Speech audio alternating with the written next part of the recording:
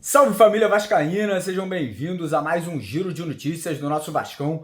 Vídeo de hoje, como sempre, trazendo para você, torcedor do Vasco, espalhado pelo Brasil inteiro, as últimas notícias, novidades e informações sobre tudo o que acontece no dia a dia do nosso Vascão. É óbvio que a gente vai comentar sobre a partida de ontem, né? Vitória por 3-0, classificação e grana no bolso, né? Pix feito aí pela CBF, o Vasco alcança a terceira fase da Copa do Brasil com uma ótima vitória, né? Uma vitória que traz moral, traz confiança, aumenta a autoestima, visando aí o clássico do sábado contra o Flamengo, né? Que agora muitos torcedores acreditam a possibilidade do Vasco reverter o cenário da derrota na semana passada e buscar, né, uma vitória aí com margem de 2 ou mais gols para uma chegada na final aí do Campeonato Estadual. Então a gente vai falar sobre a preparação, qual o impacto que a vitória de ontem vai ter, principalmente mentalmente, no elenco, nos jogadores e no nosso craque Felipe Coutinho, que ontem, na minha opinião, teve a melhor atuação com a camisa do Vasco desde o retorno dele no ano passado. E também vamos trazer novidades aí referentes ao mercado da bola. Por quê? Porque ontem o Carille, na entrevista coletiva após o jogo, abriu o jogo, falou ali sobre a situação de dar uma enxugada, né, de reduzir o número de atletas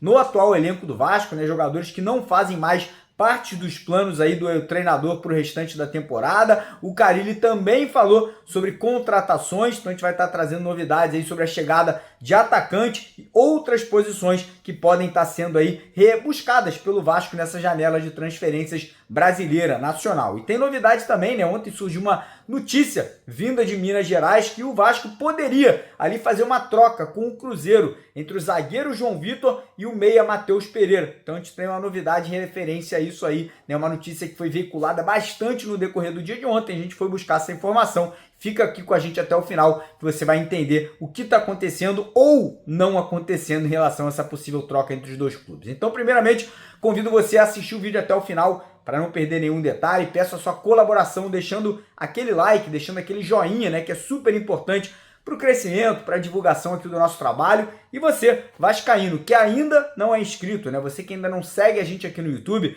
vem fazer parte da nossa família, ó. Dá uma pausa no vídeo, corre lá embaixo, clica naquele botão vermelho escrito inscreva-se, clica lá, já somos aqui mais de 501 mil inscritos no nosso canal e você é o próximo a se juntar a essa família vascaína que não para de crescer. Combinado? Fechado? E antes de começar o vídeo, deixar um recadinho rápido aqui da Estrela Bet, porque quem seguiu a minha dica ontem botou grana no bolso, né? Ontem a gente falou para vocês que quem apostasse na vitória do Vasco ia dobrar o valor, porque o Vasco estava pagando 2-1 e usaram ali o bônus da Estrela Bet de R$20 para quem não é cadastrado. Esse bônus continua para o jogo contra o Flamengo. E tem mais, o Vasco está pagando R$5 para cada R$1 que você apostar lá na vitória do Gigante no sábado contra o Flamengo. Então quer apostar R$20 de graça? Corre na Estrela Bet. O link está no primeiro comentário fixado do vídeo de hoje. Se cadastrou, ganhou R$20. Não para por aí. Qualquer valor que você depositar, você vai multiplicar por 2. Ou seja, depositou 50, ganhou 100. Botou 100, ganhou 200. Botou 500,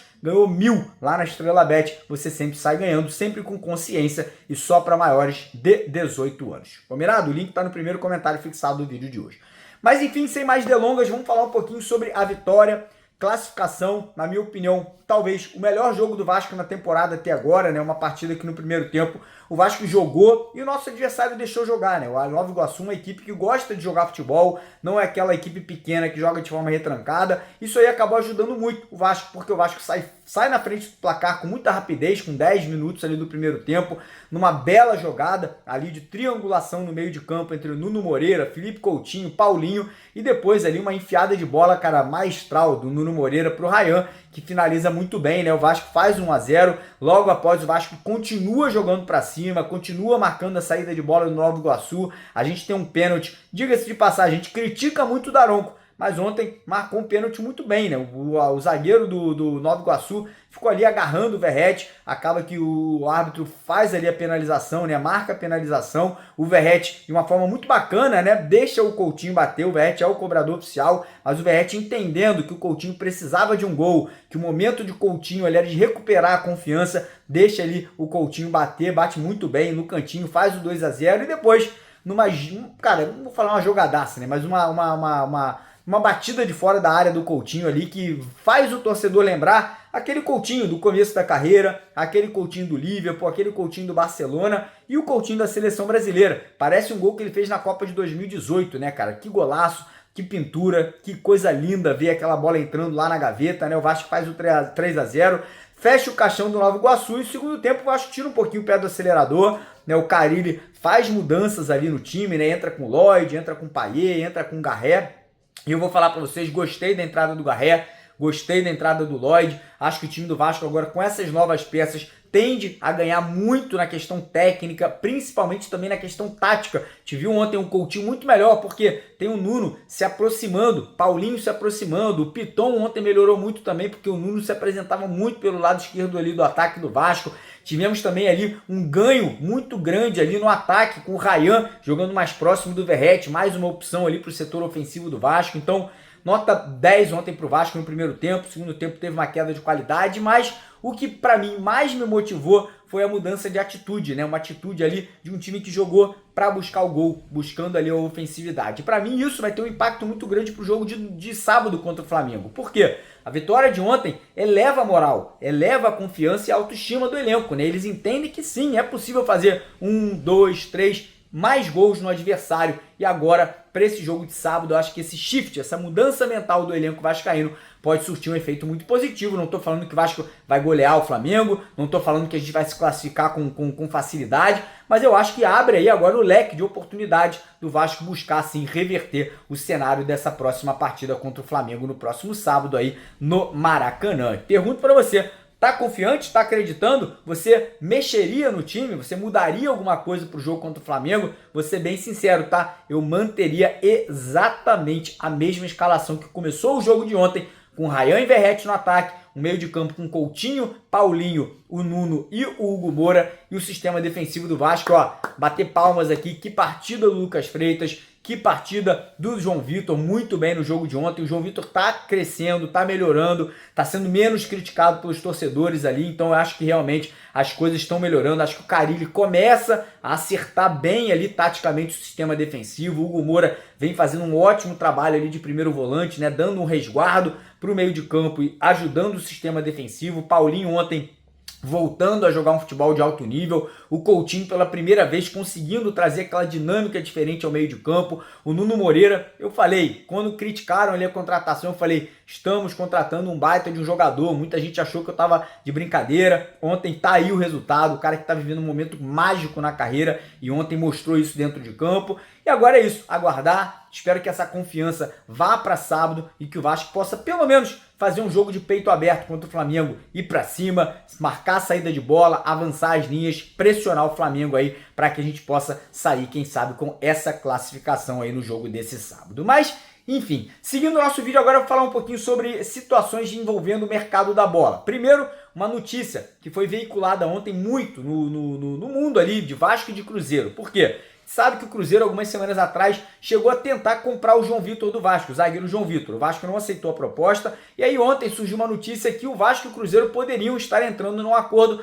para a troca do João Vitor pelo Matheus Pereira, que é um baita jogador, tá? O Matheus Pereira é um craque de bola, só que não tem nada de verdade nisso, tá? Notícia totalmente mentirosa, fake news completamente. A gente entrou em contato com a diretoria do Cruzeiro e do Vasco. As duas diretorias desmentiram essa informação, não tem nenhum tipo de negociação entre os clubes aí por esses jogadores. O Cruzeiro, obviamente, tem interesse em João Vitor, mas o Vasco já não aceitou, né? Já rejeitou a proposta cruzeirense na primeira tentativa algumas semanas atrás. Passando agora sobre depoimentos do Carille após o jogo. O Carille ontem foi perguntado sobre a situação do Zuccarello, que não foi relacionado para a partida de ontem. E aí o Carille foi muito direto, ele falou, precisamos resolver problemas do nosso elenco. Quando ele diz isso, é que ele quer enxugar o elenco. Tem muitos jogadores que não estão sendo utilizados. Souza, Jean Davi, enfim, atletas que estão ali no dia a dia, que não fazem parte dos planos do Carille para o restante da temporada. Então, para que o Carille possa voltar a utilizar os meninos da base com mais constância, primeiro ele tem que dar uma enxugada no elenco, e lembrando que o Vasco também vai contratar, né? O Vasco também vai ao mercado nessa janela. Ontem à noite, o dirigente Paulo Brax, do Atlético Mineiro, confirmou que existe um pré-acordo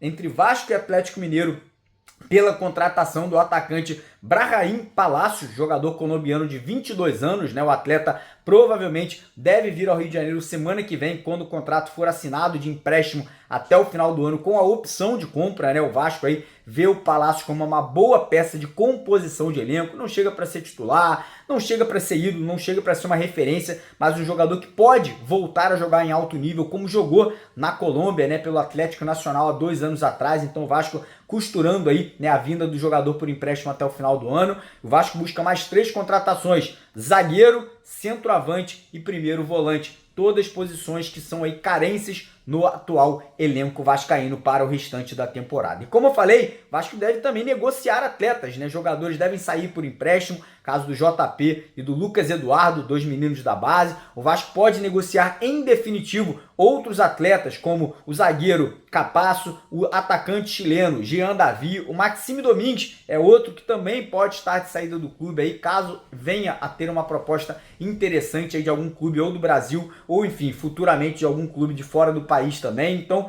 o Vasco provavelmente aí fazendo essas movimentações de mercado agora nas próximas semanas, lembrando que a janela estará aberta do dia 12 de março ao dia 10 de abril. Então um mês para poder se movimentar, fechar o grupo para o início do Campeonato Brasileiro e aí no meio da temporada a gente ter acesso aí a mais contratações. E último, antes da gente fechar o vídeo, falar um pouquinho sobre a situação da SAF do Vasco, tá? Ontem também conversamos com pessoas próximas ao Pedrinho e sim, é esperado que agora no mês de março, em algum momento no mês de março, tenhamos uma viagem dos representantes do Vasco à Europa. Essa viagem ainda não tem data definida, porém sim, existe uma expectativa muito grande que o Pedrinho vá à Inglaterra para ter reuniões importantes que podem culminar, podem aí acabar terminando, né, com uma proposta sendo feita pelo Evangelos Marinax em relação à compra da Vasco da Gama SAF. Então vamos ficar ligados, vamos prestar atenção que esse mês de março pode ter muita movimentação em relação às contratações e saídas e também em relação à venda do futebol vascaíno. Beleza? Antes de terminar o vídeo, mais uma vez, queria convidar você que quer ganhar a camisa oficial do Vasco, igual essa aqui que eu estou usando. Esse mês a gente vai sortear 2 camisas, só você se inscrever nesse canal, aqui no cantinho da tela, tá vendo aqui, ó? Clicou aqui, agora se inscreveu lá, vai participar do sorteio de 2 camisas dessas aqui. Demorou? Um abraço, tamo junto e vamos pra cima, porque aqui é Vasco. Valeu!